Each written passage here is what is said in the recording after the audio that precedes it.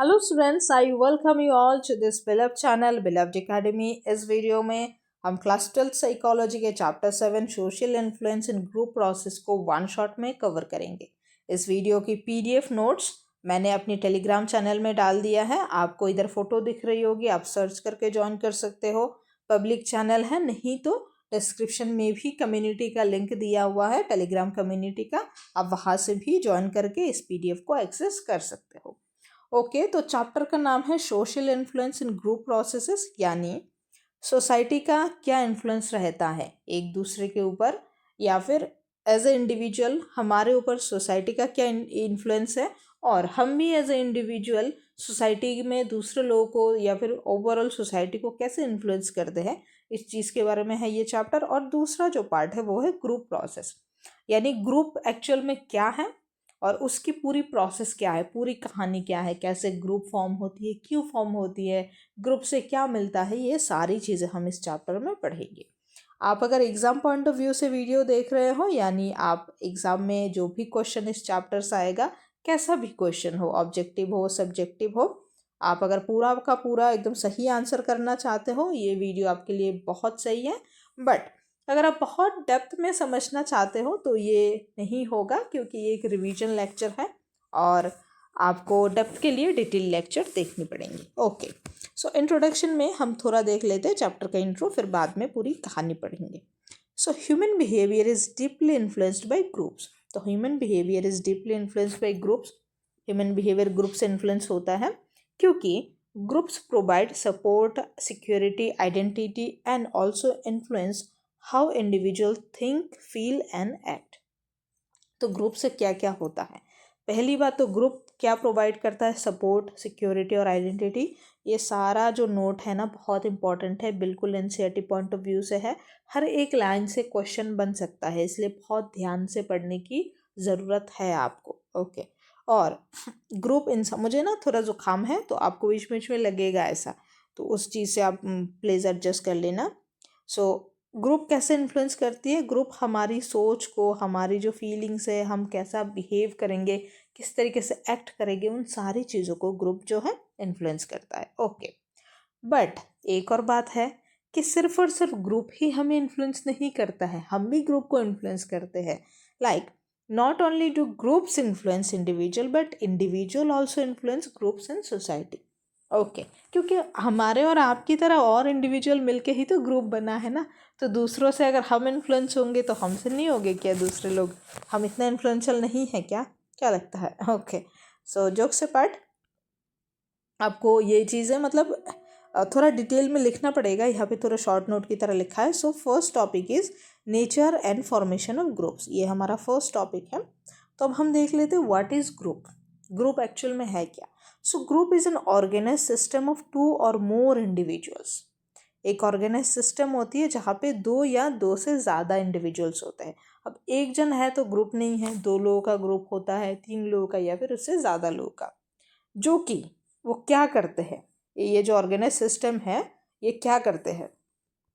तो पहली बात तो they interact with each other, are independent, have common motive and goals, have a set of role relationship, have a set of role of relationship, have norms regulating behaviour. यानी एक दूसरे के संग लोग ग्रुप में इंटरेक्ट करते हैं, independently रहते हैं, और दोनों लोगों का कोई कॉमन मोटिव या फिर गोल रहता है, और जो रिलेशनशिप है, जो ग्रुप में एक दूसरे का रिलेशनशिप है, वहाँ पे रोल सेट होता है कि आप ऐसे हो, मैं ऐसा हो, ये दोस्त है, ये ऐसे है, वैसे है, ये अलग अलग। जब हम ग्रुप टाइप्स ऑफ ग्रुप देखेंगे तब हम देखेंगे। And have norms regulating behaviour, और वहाँ पे बहुत सारी नॉर्म्स भी होती है कि आप इस तरीके से नहीं बात करना, ऐसे नहीं बात करना, वैसे नहीं बात करना। वो जब हम फॉर्मल ग्रुप्स और ये सारे देखेंगे तब हम देखेंगे, तो वहाँ पे बहुत सारी नॉर्म्स भी होती है। मतलब रोल मतलब फिक्स्ड रोल है ना, फिक्स्ड रोल, एंड नॉर्म्स माने रूल्स, माने नियम। Okay, got it. ये रोल और रूल में मत वो कंफ्यूज होना। देन इस ग्रुप का कैरेक्टरिस्टिक्स क्या है? तो ग्रुप क्या है जो ये सारी चीज़ें करती हैं। अब इस ग्रुप का कैरेक्टरिस्टिक्स क्या है, ये भी एक सवाल अच्छा है, 2 या 3 मार्क्स के लिए आ ही सकता है आराम से। तो ग्रुप का कैरेक्टरिस्टिक में सबसे पहला है जहाँ पे एक सेंस ऑफ बिलोंगिंगनेस है, मतलब एक दूसरे को लगता है कि हमें मतलब इस ग्रुप से बिलोंग करते हैं, मतलब एक सेंस ऑफ बिलोंगिंगनेस है। देन कॉमन गोल और मोटिव रहता है। इंटरडिपेंडेंस अमंग मेंबर्स, मेंबर्स एक दूसरे पर डिपेंड होते हैं। And then structured interaction based on roles, norms and status.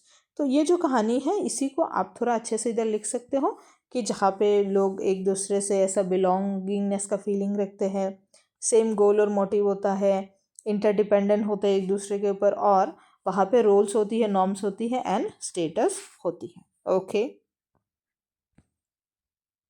Now next topic is group versus other collection. अब ग्रुप के अलावा और भी कलेक्शंस है, क्योंकि मतलब कलेक्शन का मतलब ऐसा हुआ कि लोग जहाँ पे कलेक्ट होते हैं उसी चीज़ को हमने कलेक्शन कहा।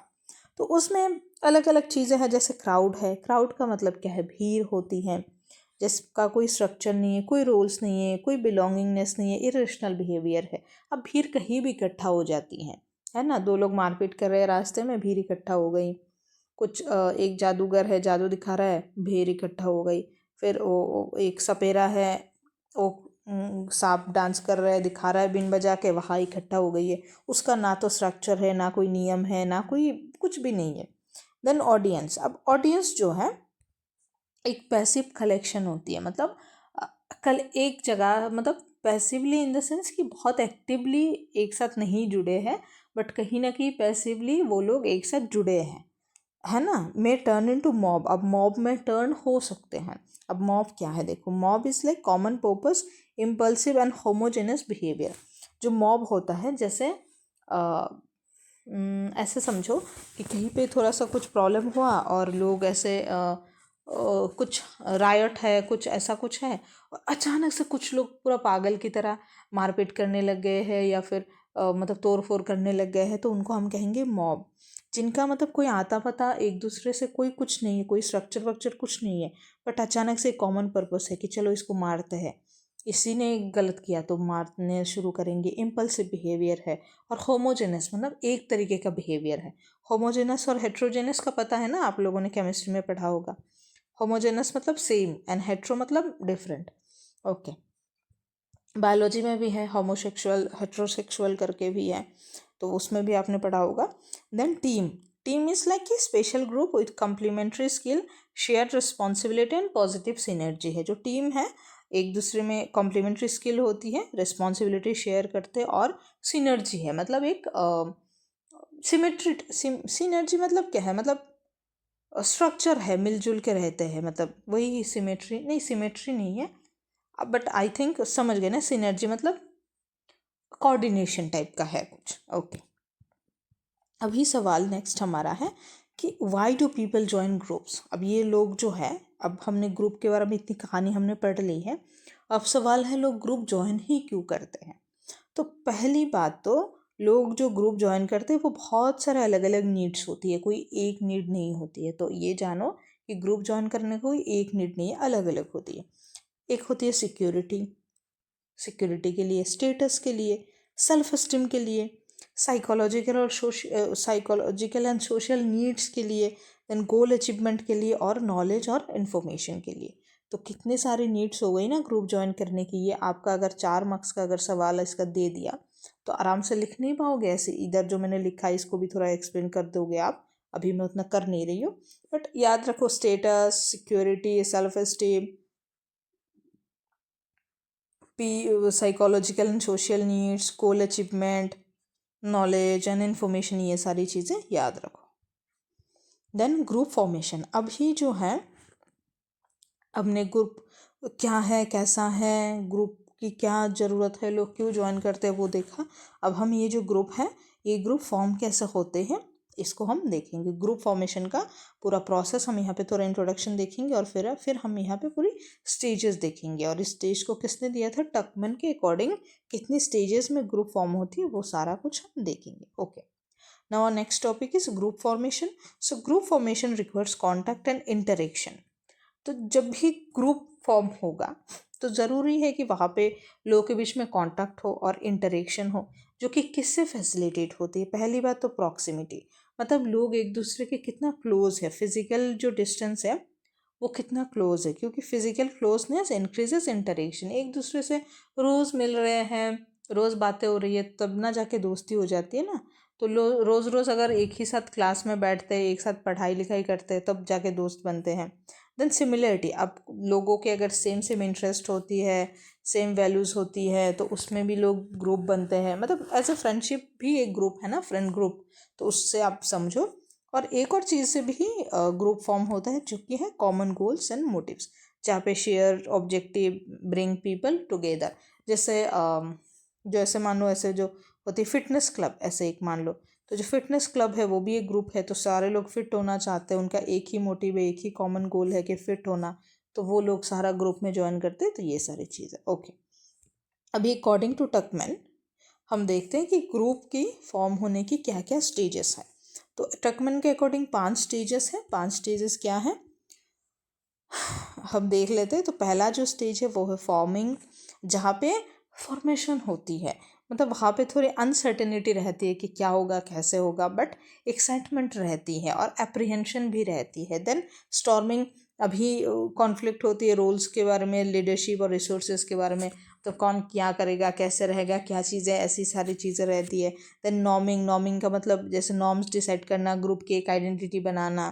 Then performing, effective functioning and goal achievement, अब सारे लोग सही से परफॉर्म कर रहे हैं कि नहीं, जो गोल है उसको अचीव कर रहे हैं कि नहीं, फंक्शन अच्छे से हो रहा है कि नहीं, ये सारी चीज़ें देखते हैं। देन एडजॉर्निंग, एडजॉर्निंग मतलब ग्रुप डिसबैंड्स आफ्टर गोल कंप्लीशन, मतलब जब भी ऐसे कोई गोल कंप्लीट हो जाते तो कई बार ऐसा भी होता है कि जो ग्रुप है वो डिसबैंड हो जाता है, मतलब अलग अलग हो जाते हैं। तो इतनी सारी स्टेजेस होती है ग्रुप फॉर्मेशन की।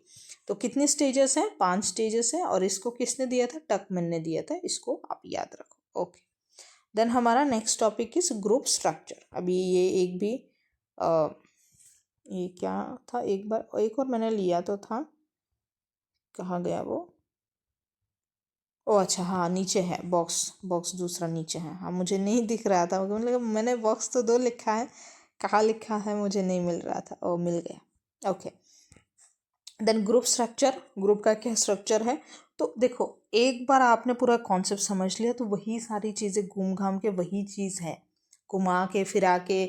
आप खाना सीधे हाथ से खाओ, उल्टी हाथ से, मतलब उल्टी हाथ से इन द सेंस खाना घुमा के खाओ, खाना ही तो है। तो वही चीज़ें हैं कि ग्रुप डेवलप्स, तो ग्रुप के स्ट्रक्चर बनती है। जब जैसे जैसे ग्रुप डेवलप होती है एक स्ट्रक्चर बनता है। वो स्ट्रक्चर क्या है?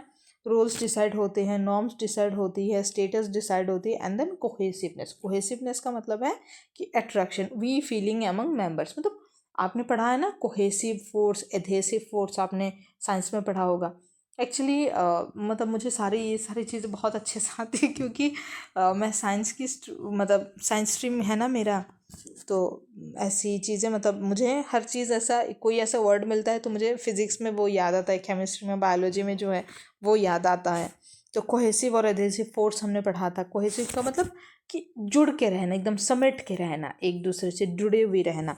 सो कोहेसिवनेस इज, मतलब जैसे जैसे ग्रुप फॉर्म होता है, जब से जैसे ग्रुप एक स्ट्रक्चर लेता है, तो वहाँ पे रूल्स डिसाइड होते हैं, नॉर्म्स डिसाइड होते हैं, फिर स्टेटस बनता है ग्रुप का, सोशियली एक पोजीशन होता है। ये सारा मैंने एक्सप्लेन नहीं किया क्योंकि ये पहले भी बताई हुई है। और कोहेसिवनेस मतलब लोगों का एक दूसरे से जुड़ाव ज़्यादा होता है, वी फीलिंग ओके। देन एक बॉक्स हमारा है एनसीईआरटी में, आपका तो है ही बुक, आपने देखा होगा बॉक्स नंबर 7.1, जिसका नाम है ग्रुप थिंक।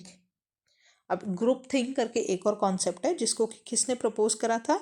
इरविंग जेनिस ने प्रपोज करा था।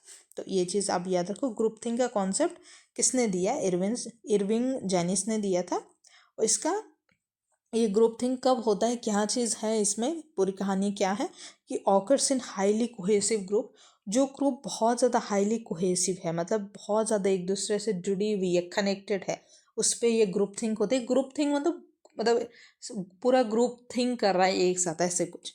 Desire for unanimity over rights realistic decision making, मतलब वहाँ पे अनएनिमिटी होती है, मतलब किसी का मतलब यूनिकनेस वो नहीं रहता है, मतलब सारे जो भी चीज़ें हैं, मतलब एक तरीके से सारा ग्रुप सोचते हैं, मतलब वहाँ पे जैसे अलग अलग मेंबर के अलग अलग एक यूनिकनेस नहीं होती है, तो वो सारा थोड़ा कम होता है। Leads to irrational and uncritical decisions.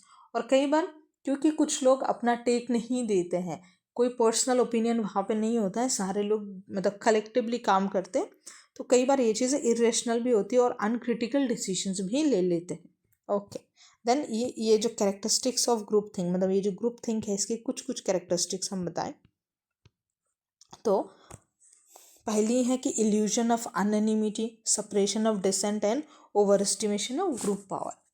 तो जो अनोनिमिटी होती है उसकी एक इल्यूजन रहती है कि नहीं ऐसा नहीं कहे कि ना कहे, मतलब क्या करे, अपना ओपिनियन दे या नहीं दे, ये सारी चीज़ें रहती है। फिर सेपरेशन ऑफ डिसेंट होती है, मतलब फिर वही है कि चलो मतलब डिसएग्रीमेंट है बट तब भी उसको थोड़ा सप्रेस कर लिया। और फिर कुछ लोगों को लगता है कि अपना ग्रुप का तो बहुत पावर है, हम कुछ भी कर सकते हैं, मतलब एक साथ मिले, मतलब वही है ना, एक बांग्ला में हम ऐसे कहते हैं कि शौबे मिली कोरी काज, हारी जीती नाही लाज, मतलब सब लोग मिल के अगर काम करेंगे तो हारेंगे भी जीतेंगे भी, उस पर कोई लाज नहीं है, मतलब कोई लज्जा कोई शर्म नहीं है, इस टाइप का कुछ है। ओके, ठीक है, तो ये इसको पावर को, अपनी पावर को ओवर एस्टिमेट करते हैं। ओके, देन अब हम इस चीज़ को प्रिवेंट कैसे कर सकते हैं, क्योंकि हमको लग रहा है कि गलत चीज़ है। तो पहली बात तो हम एनकरेज कर सकते हैं डिसएग्रीमेंट को, हम लोगों से बोल सकते हैं कि अगर आप डिसएग्री भी करते हो तो उसको बोलो।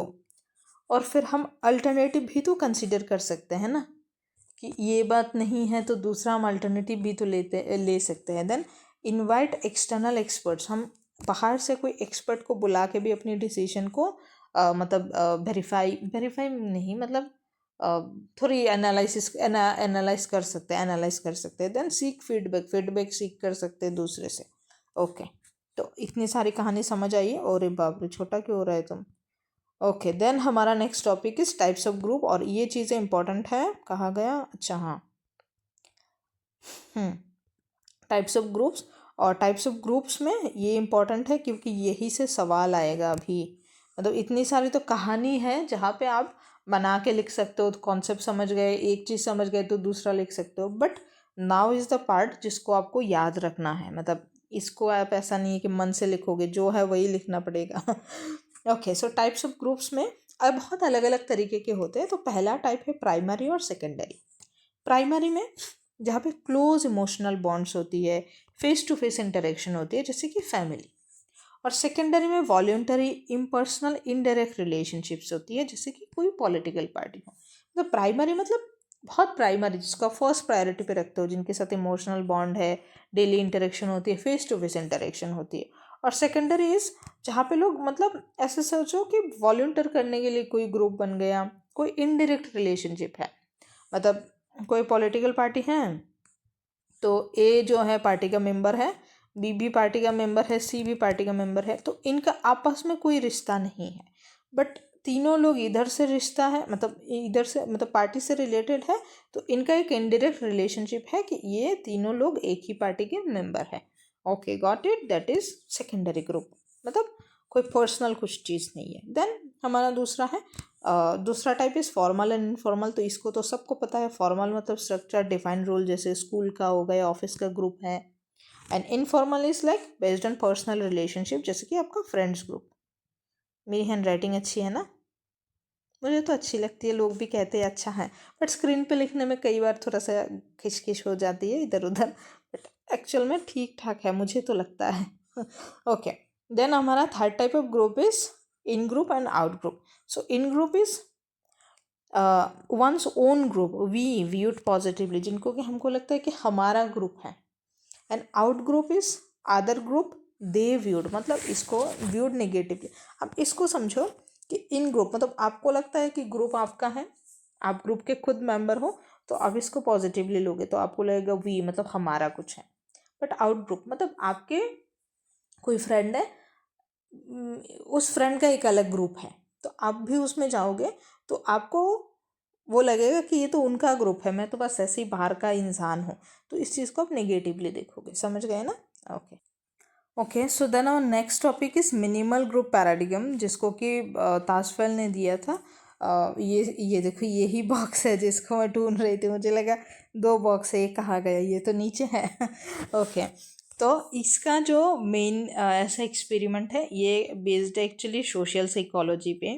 तो सोशल साइकोलॉजी के एक एक्सपेरिमेंट है, ये दिखाता है कि बहुत ही ज़्यादा मिनिमल कंडीशन की ही ज़रूरत होती है, मतलब जो फेवरेटिज्म मतलब आप समझते हैं ना, जैसे पार्शियलिटी हम कहते हैं। बहुत आपने देखा होगा कि टीचर किसी एक बच्चे को थोड़ा ज़्यादा मतलब ध्यान देते हैं, पार्शियलिटी करते हैं, कई बार नंबर ज़्यादा दे देते हैं, कई बार कम डांटते हैं, तो ऐसी सारी चीज़ें होती है। तो ये इसको हम कहते हैं फेवरेटिज्म। तो ये जो मिनिमल ग्रुप पैराडिगम, ये जो कॉन्सेप्ट है, ये कहता यही है कि कोई भी जगह पे फेवरेटिज्म होने के लिए या फिर डिस्क्रिमिनेशन होने के लिए बहुत ही मिनिमल कंडीशन चाहिए होता है, मतलब बहुत कम मिनिमल कंडीशन में भी ये सारी चीज़ें हो जाती हैं। Even arbitrary grouping leads to discrimination. Arbitrary मतलब अगर आप इंग्लिश में इसका मतलब देखो तो इट मीन्स कि बहुत सोची समझ कर लेके जाने वाली कोई चीज़, मतलब बहुत मतलब ध्यान से उसको चूज़ किया गया है, डिसाइडेड किया गया एक ग्रुप अगर ऐसा है, मतलब कोई ऐसा ग्रुप है जो कि बहुत ही डिसाइडेड है, सोच समझ कर भी बनाया गया है, वहाँ पर भी देखा जाता है कि कई बार डिस्क्रिमिनेशन हो जाती है।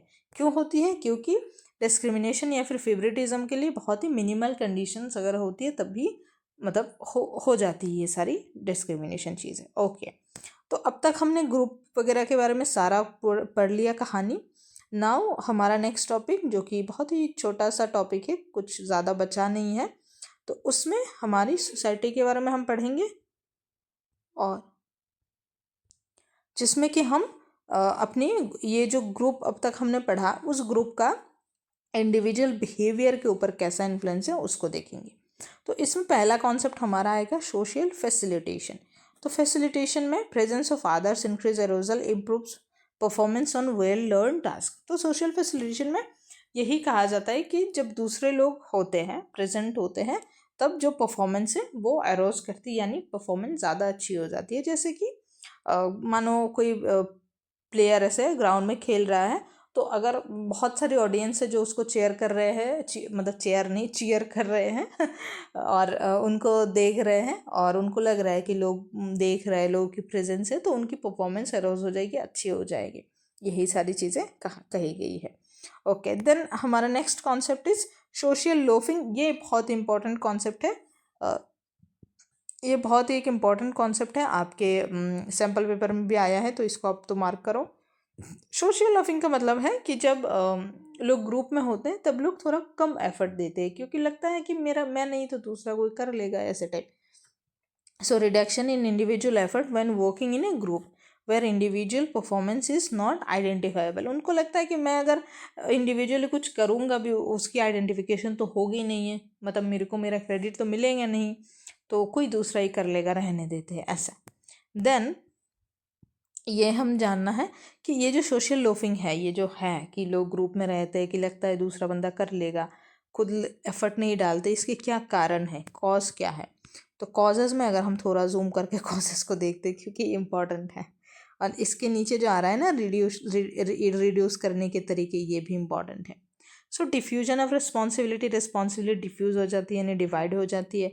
इंडिविजुअल इवेलुएशन नहीं होती है। देन पुअर कोऑर्डिनेशन होती है, लोगों में कोऑर्डिनेशन नहीं होते, तब भी लोग एक साथ काम नहीं करते हैं। देन लो ग्रुप कमिटमेंट, लोग ग्रुप के लिए उतना कमिटेड नहीं होते हैं। ओके, अब इसको रिड्यूस कैसे किया जाता है? तो जो समस्या है उसका हल निकाल लो, बस सीधी बात है कि मेक इंडिविजुअल कंट्रीब्यूशन आइडेंटिफाइबल। उनको लगता है, जैसे इधर थोड़ा इसको एक साथ करते हैं, उनको लगता है कि कोई रिस्पॉन्सिबिलिटी नहीं है, तो उनको रिस्पॉन्सिबल बना के उसकी जो कंडीशन है उसको आइडेंटिफाइबल करो, मतलब उसकी इवैल्यूएशन नहीं है इंडिविजुअल, तो उसको इवैल्यूएट करो, उसको आइडेंटिफाई करो।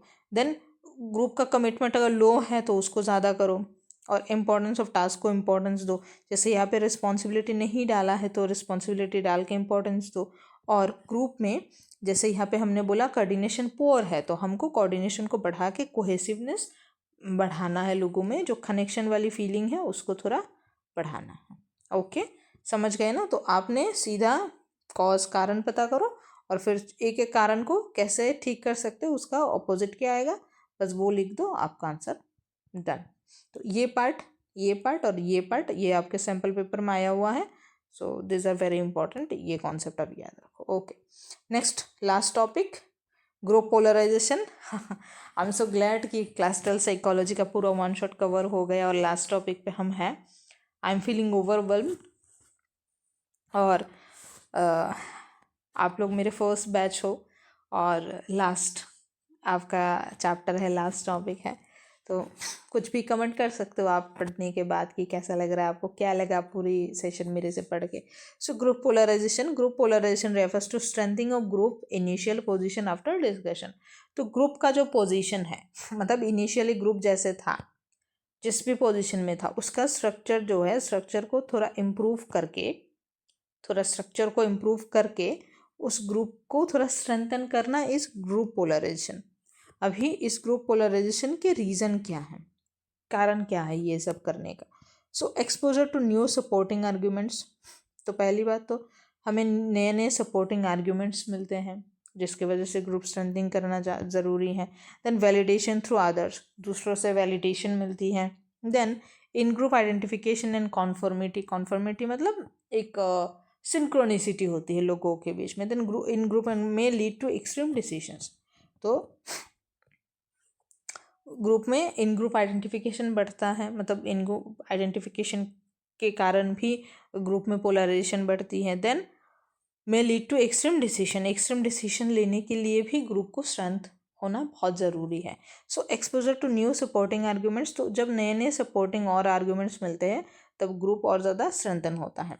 देन वैलिडेशन मिलती है तभी ग्रुप स्ट्रेंथन होता है। फिर इन ग्रुप में आइडेंटिफिकेशन मिलती है, एक मतलब लोगों की पर्सनल आइडेंटिटी बनती है, तब भी उसका स्ट्रेंथन होता है ग्रुप। एंड एक्सट्रीम डिसीजंस लेने के टाइम में भी लोगों के आपस में थोड़ा बॉन्ड स्ट्रॉन्ग होता है। Okay, so these are the reasons for group polarization. I hope I am very clear, or this is your last lecture, last topic, and I'm done with classical psychology. So thank you, all the best. My name is Priyashi, or you can find me on social media with my surname as Priyashi Sutradhar. I'm on Instagram, Facebook, both. So I would like to get connected to you all through Instagram, क्योंकि वहाँ पे it's easy to get connected. So thank you so much. और अगर आप अभी भी यहाँ तक भी देख रहे हैं तो मैं कहूँगी कि आपने 12th की लेक्चर्स वगैरह मेरे से अगर पढ़ी हुई है, क्योंकि ये मेरा पहला सेशन है जहाँ पे मैंने बहुत ढंग से पढ़ाया तो नहीं है, बट आई ट्राइड कि एग्ज़ाम पॉइंट ऑफ व्यू से जो भी ज़रूरी है वो मैं पढ़ाऊँ। तो आप कमेंट कर सकते हो कैसा लगा आपको पढ़ के मेरे से, और मैं चाहूँगी अगर आपको अच्छा लगा तो आप आगे जाके दूसरों को भी रेकमेंड करो ये चैनल, क्योंकि दिन ब दिन चीज़ें अच्छी होगी और बढ़ेगा। So that's all, thank you.